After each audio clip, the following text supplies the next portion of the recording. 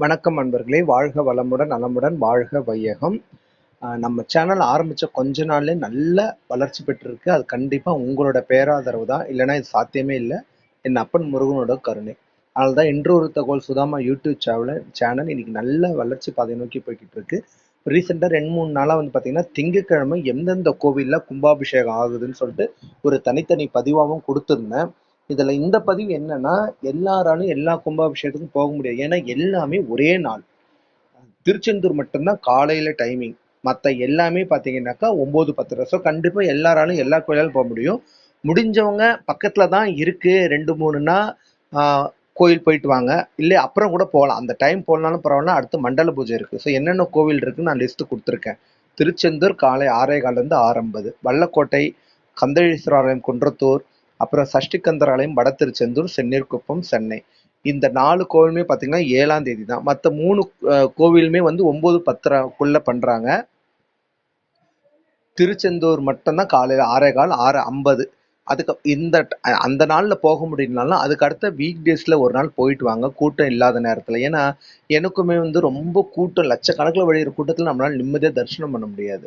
அதனால வந்து நான் என்ன பண்ணுவேன்னா, எப்பவுமே அந்த மண்டல பூஜை வீக் டேஸில் ஒரு நாள் போவேன். அது கூட்டம் கம்மியாக தான் இருக்கும். எந்த கோவிலாக இருந்தாலுமே மண்டே டு ஃப்ரைடேக்குள்ளே போனால், இன்னும் ஃப்ரைடே கூட கூட்டம் வந்தது, மண்டே டு தேர்ஸ்டேக்குள்ளே போனோம்னா கூட்டம் கம்மி தான்.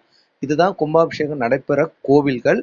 எல்லாமே புராதனமிக்க கோயில்கள் தான். எதுவுமே வந்து சாதாரண கோவிலே கிடையாது.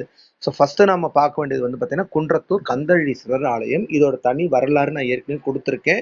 தனி பதிவாகவும் கொடுத்துருக்கேன். ஒவ்வொரு கோயிலோட பதிவையும் நான் தனித்தனியாக கொடுத்ததும் இந்த நம்ம டிஸ்கிரிப்ஷன் பாக்ஸில் நான் இணைக்கிறேன். போய் பாருங்க. பார்க்காதவங்க பாருங்க. கண்டிப்பாக உங்கள் எல்லாருக்குமே புரியும். ஸோ கந்தழீஸ்வரர் ஆலயம் வந்து பார்த்தீங்கன்னா 2 காரணங்கள். ஒன்று, தெய்வ சேக்கிழார் வந்து வழிபட்டு அவரோட பற்று செருக்கு ஆணவம் அழித்த தலம்னு சொல்றாங்க.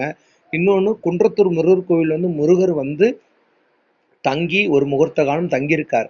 அப்ப அவருக்கு நித்திய சிவ பூஜை பண்றதுக்கு பார்த்தார், லிங்கம் எதுவுமே இல்லைன்னு. மலையிலேருந்து கீழே பார்த்தாரு, இந்த இப்ப நம்ம வழிபட்டு இருக்க கந்தழீஸ்வரர் ஆலயம் லிங்கத்தோட இருந்திருக்கு. ஸோ இந்த லிங்கத்தை தான் அவர் வந்து அன்னைக்கு வந்து தங்கின காலத்துல நித்திய பூஜை பண்ணதா வரலாறு. இது வந்து குன்றத்தூர் முருகர் கோவிலே போட்டிருக்கு. நீங்க போய் பார்த்தீங்கன்னா நல்லா இருக்கும். இதுதான் அந்த கோவிலில் நான் போகும்போது, இன்னும் நாளைக்கு தானே கும்பாபிஷேகம். ஸோ நான் போனது 2 வாரத்துக்கு முன்னாடி போன வீடியோ தான்.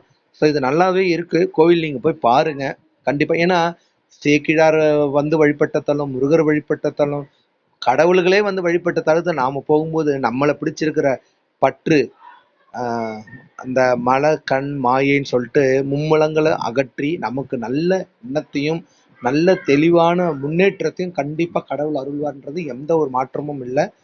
நிறைய அறிஞர்கள் சித்தமகா புருஷர்கள் வழங்கிய ஸ்தலம். இதை விட இந்த மாதிரி கோயிலுக்கு என்ன வேற பெருமை வேணும் சொல்லுங்க. இதுவே வந்து நமக்கு அவ்வளோ பெரிய வந்து பெருமை தான்.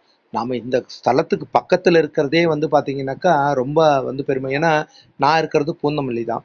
ஸோ பூந்தமல்லியில பார்த்தீங்கன்னா எல்லாமே புராதனமிக்க கோயில்கள். இந்த பக்கம் பஸ் ஸ்டாண்ட்ல பார்த்தீங்கன்னா பெருமாள் கோயில், அதுக்கு ஆப்போசிட்லேயே சிவன் கோயில், எல்லாமே 6ஆம் நூற்றாண்டு 7ஆம் நூற்றாண்டுல கட்டின கோயில். அப்படியே மாங்காடு பக்கம் தான், அங்கேயும் வந்து புராதனமிக்க கோயில்கள் தான். எல்லாமே வரலாறோடு தொடர்பு கொண்டது. இது ஆதிசங்கரர் வந்து வழிபட்ட தலம், சேக்கிழார் வந்து வழிபட்ட தலம், முருகன் வந்து வழிபட்ட தலம், அப்புறம் நவகிரக தலங்கள் பரிகார ஸ்தலங்களும் பூந்தமல்லிக்கு அருகாமையிலே இருக்கிறது இன்னும் ஒரு சிறப்பு வாய்ந்த விஷயம். ஏன்னா பூந்தமல்லிலேருந்து ஒரு 7 கிலோமீட்டர்லேயே பார்த்தீங்கன்னாக்கா 7 கோயில் வந்து வித்தின் 7 கிலோமீட்டர்ஸ் நீங்கள் தரிசிச்சிடலாம். 2 கோயில் மட்டும் தான் கொஞ்சம் தூரம். ஒன்று வந்து அந்த வண்டலூர் பக்கமாக போகணுன்றாங்க, இன்னொன்று கொஞ்சம் தள்ளி போகணுன்றாங்க. ஸோ அது 2 கோயில் தவிர 7 கோயிலுமே வந்து எப்படி கும்பகோணத்தில் பரிகார ஸ்தலம் இருக்கோ அதே மாதிரி சென்னையை சுற்றிலும் 9 கிரகங்களுக்கும் பரிகார ஸ்தலம் இருக்கு. ஓகேங்களா? நான் இப்போ எடுத்து இந்த குன்றத்தூர்லேயே பார்த்தீங்கன்னா ராககேது பரிகார ஸ்தலமும் இருக்கு. 2 கோவிலுமே இருக்கு. ஓகேங்களா? ஸோ நீங்க வந்து பாருங்க. அடுத்து 2வது கோயில் நம்ம வல்லக்கோட்டை முருகன் ஆலயம். வல்லக்கோட்டை முருகன் ஆலயம் வந்து பார்த்தீங்கன்னா எந்த கோயிலுமே இல்லாத ஒரு தனி சிறப்பு. மூலவர் வந்து பார்த்தீங்கன்னா 7 அடி உயரத்துல இருப்பார். எல்லா கோவில் குன்றத்தூர், முருகர், திருத்தணி, திருச்செந்தூர் எல்லாமே பார்த்தீங்கன்னாக்கா 5 அடி, மேக்சிமம் 3 அடி அந்த ஒத்தப்படையில இருக்கும். ஆனா வல்லக்கோட்டை முருகர் கோயில் பார்த்தீங்கன்னா 7 அடி. வள்ளி தெய்வானை சமேதராய் பாலசுப்ரமணிய சுவாமி காட்சியளிவார்.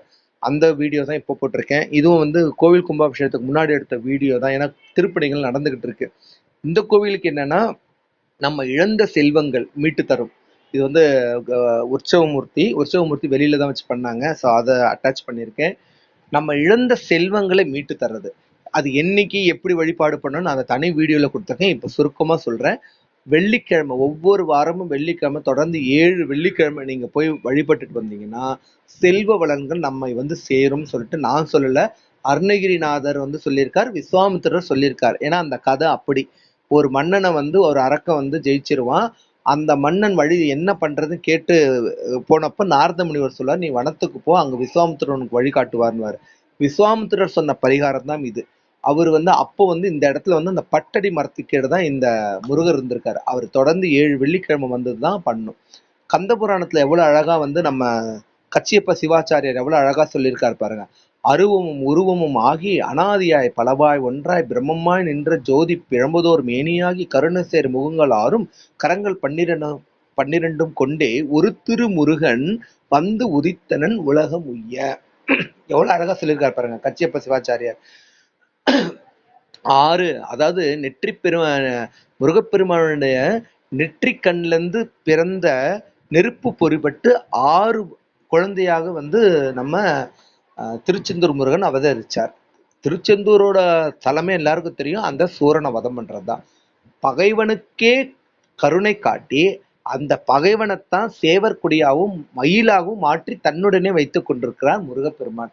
இப்ப தெரிஞ்சுக்குங்க, அந்த சூரனுக்கே வந்து வாழ்வு தந்து நாம வந்து எல்லாரும் நம்ம புராதன காலத்துல என்ன கடவுளை மட்டும்தான் போட்டுருவோம்.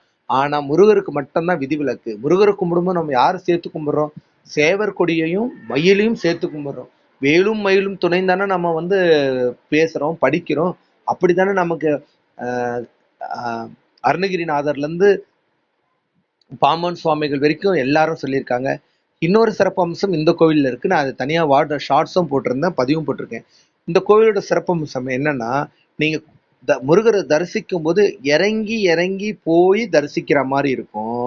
பாத்தீங்களா? இறங்கி அதே நேரத்துல நீங்க எந்த வழியா வேணாலும் போங்க, இறங்கிதான் போகணும். அதே மாதிரி தரிசிச்சு முடிச்சுட்டு வெளியில வந்து நீங்க பாத்தீங்கன்னா எந்த வழியா வந்தாலும் ஏறித்தான் போகணும். இந்த அமைப்பே திருச்செந்தூர் முருகர் கோவிலுக்கு மட்டும்தான் இருக்கிற சிறப்பம்சம். நான் ஏற்கனவே ஒரு தனி பதிவு போட்டிருக்கேன். திருச்செந்தூர் முருகருக்கு உண்டான தனி சிறப்பம்சம், மொத்த சிறப்பம்சம் அதில் போட்டிருக்கேன். அதுல ஏதாவது விடுபட்டு இருந்தாலும் நீங்க சொல்லுங்க. இப்ப நாம வழிபாட்டுக்கு வரோம். நம்ம தலைப்பு என்ன? எல்லாராலையும் கோவிலுக்கு போக முடியாது அந்த நாள்.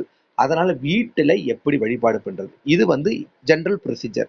முருகருக்கு நாம என்னென்னலாம் பண்ணலான்ட்டு. ஸோ ஃபர்ஸ்ட் என்ன, நம்ம காலையில 6 மணிக்கே முருகர் திருச்செந்தூர் முருகன் கும்பாபிஷேகம் நடத்துறதுனால நம்ம எப்படி பிரம்ம முகூர்த்தத்துல ஏஞ்சி எல்லாம் கிளீன் பண்ணி வீட்டு வாசல்ல பண்ணி முன்னாலே பூலாம் வாங்கி வச்சுக்கோங்க.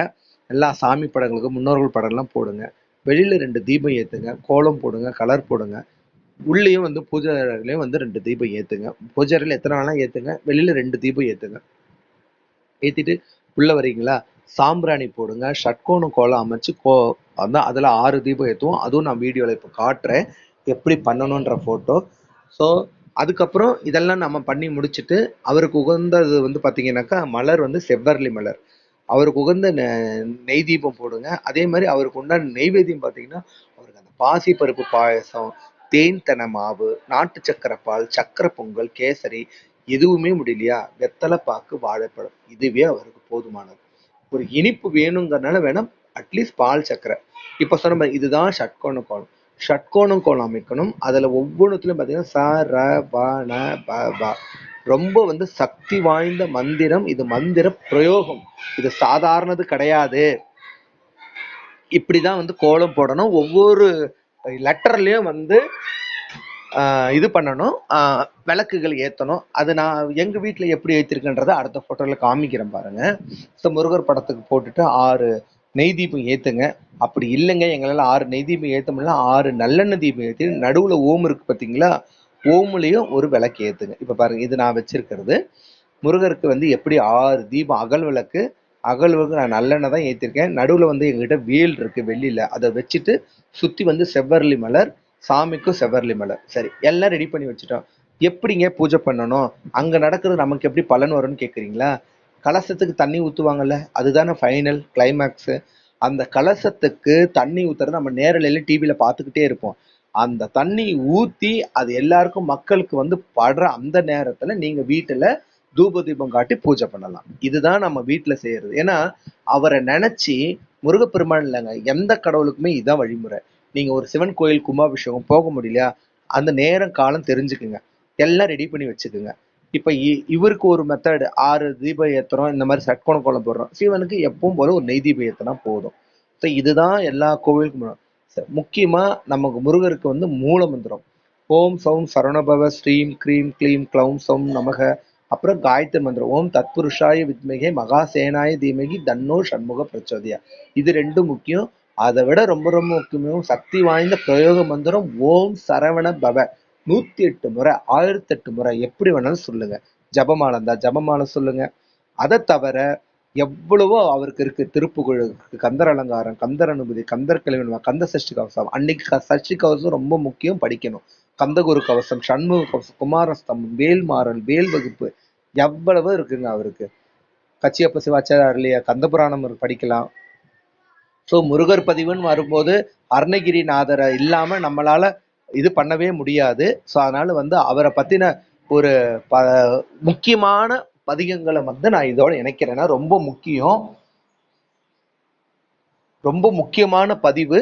அதனாலதான் நான் இந்த, ஏன்னா கும்பாபிஷேகம் நம்ம படிக்கணும் இல்லையா, முக்கியமான பதிவு பாருங்க, பாடல் பாருங்க. இது எல்லாமே வந்து பாத்தீங்கன்னாக்கா எல்லாத்துல இருந்து இணைஞ்சு போட்டதுதான். சண்முக கடவுள் போற்றி, சரவணத்து உதித்தாய் போற்றி, கண்மணி முருகா போற்றி, கார்த்திகை பாலா போற்றி, தன்மலர் கடப்ப மாலை தாங்கிய தோளா போற்றி, விண்மதி வதனவல்லி வேலவா போற்றி போற்றி.